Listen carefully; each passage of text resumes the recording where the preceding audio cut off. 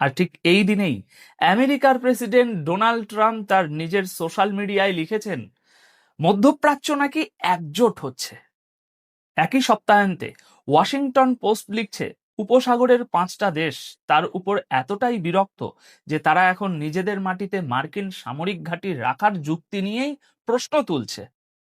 দুটো খবর একই দিনের, কিন্তু একসঙ্গে রাখলে যে ছবিটা দাঁড়ায় সেটা একেবারে অন্য কথা বলছে। তাহলে দর্শক বন্ধুরা, আজকের প্রশ্নগুলো কি কি? চুক্তির মেয়াদ শেষ হচ্ছে, নাকি চুক্তিটা আসলে 2 মাস আগেই মরে গিয়েছিল? সেই দলিলের 5 নম্বর দফায় মাত্র 60 দিন কথাটা কে লিখিয়েছিল আর কেন? আমেরিকা যে $300 বিলিয়ন পুনর্গঠন প্যাকেজের প্রতিশ্রুতি দিয়েছিল তার কতটা এসেছে? ওয়াল স্ট্রিট জার্নাল যে রিপোর্ট করছে ইরান একটা আরব দেশের বিরুদ্ধে স্থল অভিযানের বিকল্প খোলা রেখেছে, সেই দেশটা কেন এখনো একটাও শব্দ বলেনি? সৌদি আরবের তেলের জাহাজগুলো নিজেদের অবস্থান জানানোর যন্ত্র বন্ধ করে দিচ্ছে কেন? আর সবচেয়ে বড় প্রশ্ন, ট্রাম্প যে চুক্তিটার প্রশংসা করছেন সেটা কি আসলে তার নিজের ব্যর্থতার রসিদ? সবগুলোর উত্তর আছে আজকের এই ভিডিওতে। স্বাগতম দর্শক বন্ধুরা, আমি অনুপ বিশ্বাস, আর আপনারা দেখছেন এটাই রিয়ালিটি। গত সপ্তাহে ঠিক এই জায়গাতেই আমরা প্রশ্ন তুলেছিলাম, হরমুজ কি সত্যি খুলবে নাকি অবরোধ চলতেই থাকবে? আজ সেই প্রশ্নের একটা পরিষ্কার উত্তর পাওয়া গেল। আর উত্তরটা যারা এই চুক্তিটা লিখেছিলেন তাদের জন্য সুখের নয়। চলুন গল্পটা শুরু থেকে সাজাই। আমাদের গল্প শুরু হয় 17ই জুন থেকে। সেদিন ইসলামাবাদে পাকিস্তানের আয়োজনে উচ্চ পর্যায়ের বৈঠকের পর ট্রাম্প আর ইরানের প্রেসিডেন্ট মাসুদ পেজিশিয়ান 14 দফার একটা সমঝোতা পত্রে সই করেন। আল জাজিরা সেদিনই একজন মার্কিন কর্মকর্তার পড়ে শোনানো পুরো টেক্সট প্রকাশ করে দিয়েছিল। কাগজে আমেরিকা কি কি দিতে রাজি হয়েছিল শুনুন। 30 দিনের মধ্যে নৌ অবরোধ সম্পূর্ণ তুলে নেওয়া, সব ধরনের নিষেধাজ্ঞা বাতিল করা, জাতিসংঘেরটাও ধরে ইরানের আটকে রাখা টাকা ছেড়ে দেওয়া, তেল রপ্তানির উপর ছাড়পত্র দেওয়া, আর অন্তত $300 বিলিয়ন একটা পুনর্গঠন প্যাকেজ। বিনিময়ে ইরানের কাজ ছিল দুটো, হরমুজের মাইন সরানো আর বাণিজ্যিক জাহাজগুলোর নিরাপদ যাতায়াতের ব্যবস্থা করা। এবার দ্বিতীয় ধাপ, 27 জুন। সই হওয়ার মাত্র 10 দিনের মাথায় দুপক্ষ একে অপরের উপর চুক্তি ভাঙার দোষ দিতে শুরু করে। তারপর 7ই জুলাই ট্রাম্প নিজেই ঘোষণা করে দেন চুক্তি শেষ। মার্কিন হামলা আবার শুরু হয়। তৃতীয় ধাপ, 20 জুলাই ইয়েমেনের হুতিরা সৌদি আরবের বন্দরগুলোর বিরুদ্ধে নৌ অবরোধ ঘোষণা করে। লোহিত সাগরের হিসেবটা ঠিক ওখান থেকেই বদলাতে শুরু করে। চতুর্থ ধাপ, 7ই আগস্ট মক্কা, সৌদি আরব, তুরস্ক আর পাকিস্তান একটা যৌথ প্রতিরক্ষা চুক্তিতে সই করে। একজনের উপরে হামলা মানে 3 জনের উপরে হামলা, ন্যাটোর 5 নম্বর ধারার মতোই। আর পঞ্চম ধাপ, গত 3 দিন শুক্রবার নিউ ইয়র্কে দাঁড়িয়ে ট্রাম্প বললেন ইরানকে হারানোর পর তিনি হরমুজ প্রণালীকে আমেরিকার ভূখণ্ড হিসাবে ঘোষণা করবেন। শনিবার ওয়াশিংটন পোস্টের রিপোর্ট, রবিবার ওয়াল স্ট্রিট জার্নালের রিপোর্ট, আর আজ কাগজের মেয়াদ শেষ। দর্শক বন্ধুরা, এবার আসল জায়গায় আসি, কারণ এই পুরো গল্পটা আসলে একটা দলিলের একটা শব্দের উপরে দাঁড়িয়ে আছে। সমঝোতা পত্রের 5 নম্বর দফাটা একটু মন দিয়ে শুনুন, আমি হুবহু পড়ছি। ইংরেজি লাইনটা আল জাজিরার প্রকাশিত টেক্সট থেকে। লেখা আছে, ইরান তার সর্বোচ্চ চেষ্টা ব্যবহার করে বাণিজ্যিক জাহাজের নিরাপদ যাতায়াতের ব্যবস্থা করবে বিনা খরচে, মাত্র 60 দিনের জন্য। মাত্র 60 দিনের জন্য। ইংরেজিতে শব্দটা অনলি, এই একটা শব্দের মধ্যে পুরো খেলাটা লুকিয়ে আছে। দেখুন, আমেরিকার প্রতিশ্রুতিগুলোর কোনোটার সঙ্গে এরকম মেয়াদ জোড়া ছিল না। নিষেধাজ্ঞা তোলা, টাকা ছাড়া, 300 বিলিয়ন, এগুলোর কোনোটাতেই লেখা ছিল না মাত্র 60 দিনের জন্য। ওগুলো ছিল স্থায়ী প্রতিশ্রুতি। কিন্তু ইরান যে জিনিসটা দিয়েছিল, জাহাজের নিরাপদ যাতায়াত, সেটার গায়ে সই হওয়ার দিনই মৃত্যুর তারিখ লেখা হয়ে গিয়েছিল। সহজ ভাষায় বললে, ইরান 60 দিনের একটা ভাড়া দিয়েছিল, বাড়িটা বিক্রি করেনি। আর ঠিক এখানেই একটা অসঙ্গতি আসছে। ওই একই দলিলের 9 নম্বর দফায় লেখা, চূড়ান্ত চুক্তি না হওয়া পর্যন্ত আমেরিকা কোনো নতুন নিষেধাজ্ঞা দেবে না আর এই অঞ্চলে বাড়তি সেনা মোতায়েন করবে না। এবার শুক্রবারের খবরটা একটু মিলিয়ে দেখুন। আমেরিকার অর্থমন্ত্রী স্কট বেসেন্ট বললেন, ইরানের উপর এমন ব্যবস্থা নেওয়া হবে যা আগে কখনো দেখা যায়নি। আর 4 নম্বর দফা অনুযায়ী নৌ অবরোধ 30 দিনের মধ্যে সম্পূর্ণ উঠে যাওয়ার কথা ছিল। আজ 61 দিন পার অবরোধ চলছে। তাহলে একটা প্রশ্নের উত্তর দিন, যে দলিলটার মেয়াদ আজ শেষ হচ্ছে বলে খবর হচ্ছে, সেই দলিলের অর্ধেক তো জুলাই মাসেই ভেঙে পড়েছিল। তাহলে আজ আসলে কিসের মেয়াদ শেষ হচ্ছে? ইরানের পররাষ্ট্রমন্ত্রী আব্বাস আরাগাচি ঠিক এই কথাটাই বলেছেন। তার ভাষায়, ইসলামাবাদের কাগজটা যুদ্ধবিরতি ছিল না, ছিল যুদ্ধের সমাপ্তি। আর যেটা যুদ্ধবিরতিই নয়, সেটার মেয়াদ বাড়ানোর প্রশ্নই ওঠে না। আপনারা লক্ষ্য করুন এখানে শব্দের লড়াইটা কিভাবে হচ্ছে।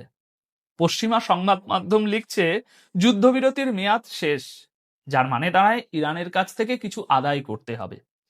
তেহরান বলছে যুদ্ধ তো আগেই শেষ, যার মানে দাঁড়ায় দেওয়ার বাকি কিছু নেই। একটা শব্দ, কিন্তু পুরো দর কষাকষির অবস্থানটাই আলাদা।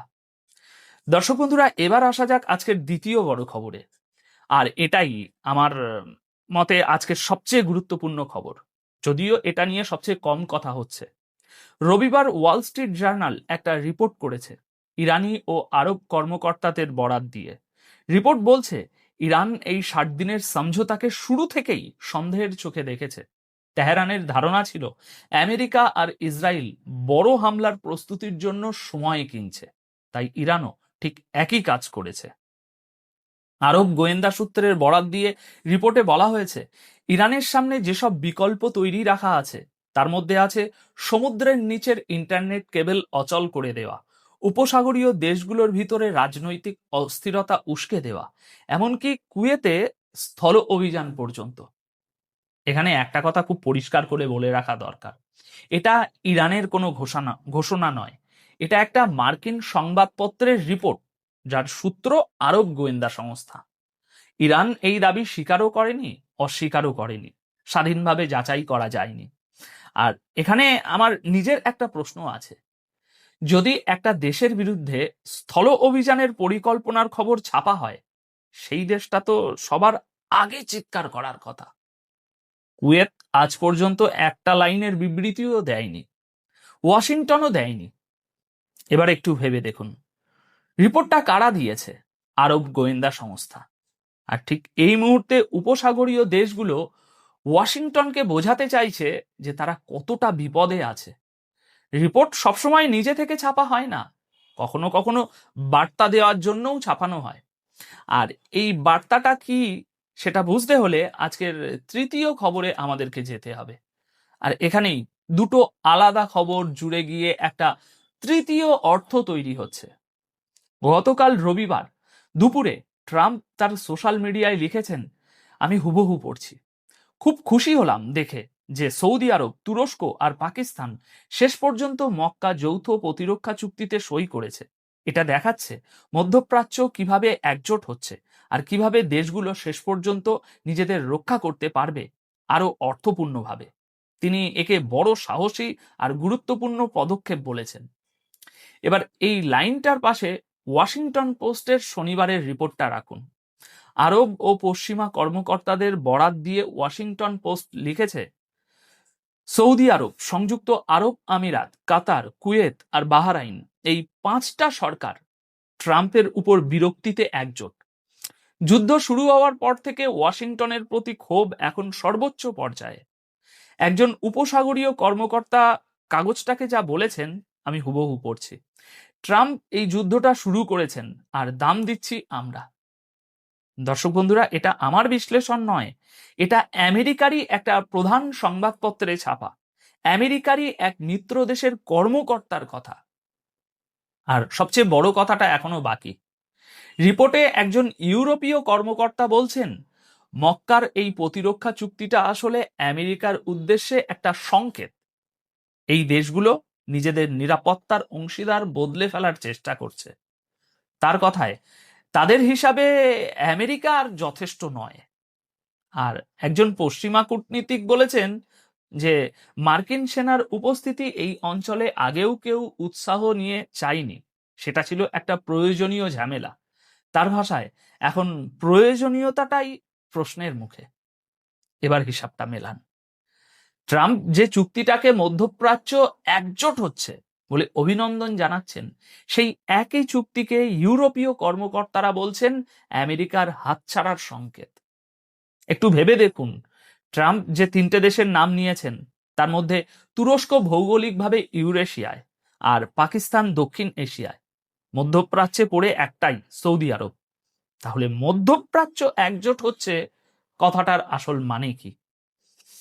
আমার হিসাবে মানে এটা একটাই, ওয়াশিংটন এখন চাইছে এই দেশগুলো নিজেদের নিরাপত্তার দায়িত্ব নিজেরাই নিক। আর 4 আগস্ট আমরা এই চ্যানেলেই বলেছিলাম মক্কার চুক্তিটা আসলে ইরানের বিরুদ্ধে নয়। আজ ওয়াশিংটন পোস্টের রিপোর্টে সেই কথাটারই সমর্থন পাওয়া গেল। এবার সংখ্যায় আসি, কারণ কূটনীতির কথা যাই হোক, সমুদ্রের হিসাব মিথ্যে বলে না। হরমুজ প্রণালী দিয়ে গত সপ্তাহান্তে গেছে 5টা জাহাজ, রবিবার শূন্য, আগের সপ্তাহান্তে 31টা। অপরিশোধিত তেলের দাম আজ সকালে ব্যারেল প্রতি $89। এবছরে বেড়েছে 40%-রও বেশি। ইরানের উপপররাষ্ট্রমন্ত্রী কাজিম গারিবাবাদি শনিবার লিখেছেন প্রণালী খোলা আর বন্ধ হবে শুধু ইরানের নির্দেশে। তার কথায় যতদিন আপনারা পরাজয়ের বাস্তবতা মেনে না নিচ্ছেন ততদিন ইরান অবরোধ চালিয়ে যাবে। আর ওদিকে শুক্রবার ট্রাম্প আমেরিকান নাগরিকদের বলেছেন পেট্রোলের একটু বেশি দাম মেনে নিতে হবে, মেনে নিন, কোনো কিছু করার নেই, এমনটাই বলেছে। এখানে একটা জিনিস বুঝতে হবে, সমুদ্র খালি অথচ তেল কিন্তু বেরোচ্ছে। ব্লুমবার্গের তথ্য বলছে চলতি মাসের এক শুক্রবারে উপসাগর থেকে বেরিয়েছে 84 লক্ষ ব্যারেলেরও বেশি তেল। যুদ্ধ শুরুর পর সবচেয়ে বেশি দিনগুলোর একটা, কিন্তু বেশিরভাগই গেছে ট্রান্সপন্ডার বন্ধ করে। মানে জাহাজ চলছে, শুধু কেউ দেখতে পাচ্ছে না। আর এখান থেকেই আজকের চতুর্থ খবরে ঢুকি। সৌদি আরবের তেলের জাহাজগুলো এখন অন্ধকারে চলছে, চোখ বন্ধ করে চলছে।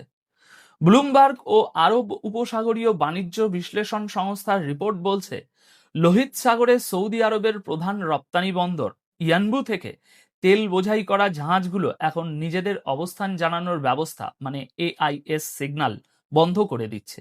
AIS জিনিসটা সহজ ভাষায় জাহাজের নিজের পরিচয়পত্র, কোথায় আছি কোথায় যাচ্ছি সেটা সে নিজেই সবাইকে জানায়, সেই পরিচয়পত্র এখন বন্ধ। দর্শক বন্ধুরা, এবার আর একটা কথা যেটা গতকাল রাতে ইরানের সরকারি টেলিভিশন IRIV-তে বলা হয়েছে। ইরানের পার্লামেন্টের স্পিকার মোহাম্মদ বাকের গালিবাফ দাবি করেছেন আমেরিকা ইরানের বিরুদ্ধে যত গোলাবারুদ এ পর্যন্ত ব্যবহার করেছে তা ভিয়েতনাম যুদ্ধে ব্যবহৃত পরিণামের চেয়েও বেশি। এটা একটা দাবি ইরানের সরকারি সংবাদ মাধ্যমে প্রচারিত, আর পেন্টাগন এখনো এর কোনো জবাব দেয়নি। কিন্তু গালিবাফ এর পরে যা বলেছেন সেটা বেশি গুরুত্বপূর্ণ। তিনি বলেছেন ইরান এমন একটা প্রতিরোধ বিন্দুতে ইরানকে পৌঁছাতে হবে যাতে যুদ্ধ আর শান্তির এই চক্করে বারবার আটকে না পড়তে হয়।